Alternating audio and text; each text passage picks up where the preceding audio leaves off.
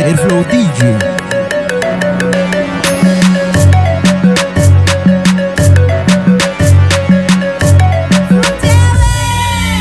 Anaro fula, demevchi naro chuchacha. Anam naro wale mone, profit naro lalala. Fazena diamban, levo champut, muduna. Fanjaya juan, zeta fatu chacha la chachan tudina. Tá gente fambulu tchau.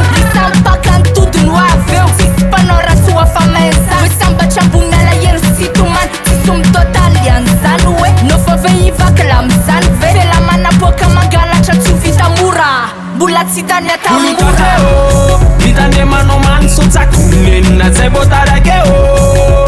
Panorat ita enko. Si me mele de tabela. Repanarat sti tabela. Repanets ke tabela. Kilo la kumula wela. Mana kato dem semlai.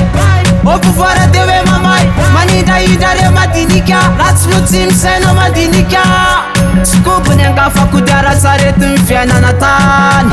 Gamtan stande mafambula utata ulava waban.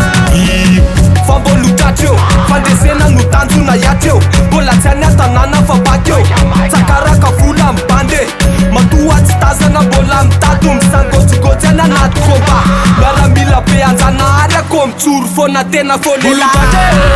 Mitane mano man so takunen na zebotara ke o. Panorat ita enko. Si me mele de tabela. Repanarat sti tabela. Repanets ke tabela. Kilo la kumula wela.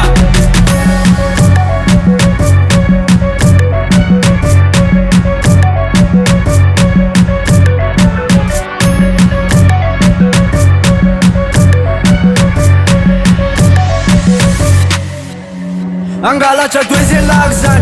Mala poka ten Johnny Delan. Fatar fafunza nenyan. Chagin jija tenefarayan. Forti squat.